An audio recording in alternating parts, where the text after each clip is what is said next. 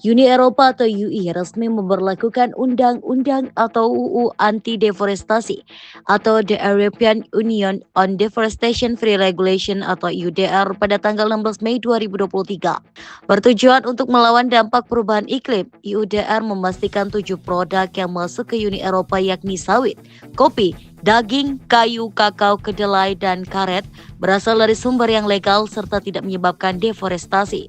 Eksekutif Direktur PT Sumber Kurnia Alam, Meliono Sesilo mengatakan aturan undang-undang anti deforestasi Uni Eropa tidak begitu berdampak ke kopi Indonesia, mengingat angka ekspor Republik Indonesia ke UI hanya 20% dan konsumsi terbanyak dari dalam negeri.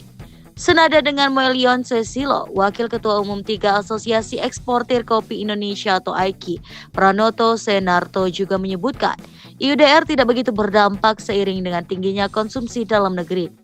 Namun pasar ekspor tetap didorong seiring dengan upaya meningkatkan produksi dalam negeri. Selain itu, naiknya permintaan kopi di Asia Tenggara dan Timur Tengah menjadi alternatif ekspor kopi Indonesia di pasar global. Kopi merupakan komoditas perkebunan unggulan Indonesia yang memiliki nilai ekspor tinggi. Menurut data Badan Pusat Statistik atau BPS, nilai ekspor kopi Indonesia ke banyak negara mencapai 849 juta dolar Amerika Serikat AS pada 2021. Total produksi kopi di Indonesia pada 2021 sendiri naik menjadi 765 juta ton setahun, setelah sebelumnya tercatat sebanyak 753 ton pada 2020. Indonesia pun berada di peringkat keempat sebagai produsen kopi terbesar di dunia. Keunggulan kopi Indonesia menjadi alasan dibalik tingginya produksi serta nilai ekspor kopi tersebut. Salah satu keunggulan kopi Indonesia dibandingkan dengan negara lain adalah keberagamannya. Biji kopi di Indonesia tidak hanya ditanam di satu daerah, melainkan banyak daerah di berbagai provinsi di Indonesia, mulai dari dataran rendah hingga dataran tinggi. Setidaknya ada 2 jenis biji kopi yang banyak ditanam di Indonesia, yakni Robusta dan Arabica. Hal ini boleh dibandingkan dengan negara penghasil kopi terbesar di peringkat 1 dan 2, yakni Brasil, Vietnam, dan Kolombia. Beberapa macam kopi Indonesia adalah kopi Aceh Gayo, kopi Sidikalang, kopi Bali Kintamani, kopi Flores Bajawa, dan kopi Teraja.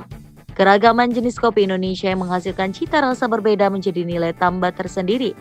Kopi Aceh Gayo memiliki tingkat keasaman yang tinggi, sementara karakter kopi di Jawa Barat cenderung manis dan tingkat keasamannya juga tinggi.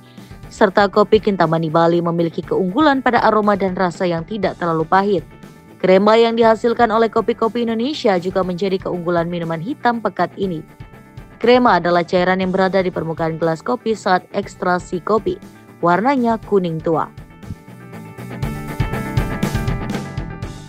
Indonesia adalah salah satu produsen kopi terbesar di dunia, berada di posisi ketiga setelah Brazil dan Vietnam.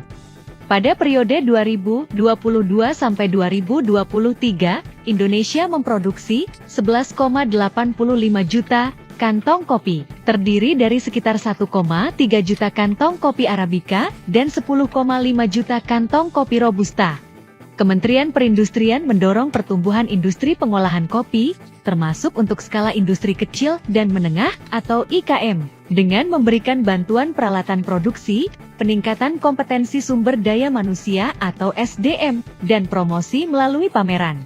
Badan Pengembangan Sumber Daya Manusia Industri atau BPSDMI telah mengadakan program Diklat 3-in-1 untuk meningkatkan kompetensi SDM di industri pengolahan kopi, di mana peserta dilatih, disertifikasi, dan ditempatkan di industri yang membutuhkan.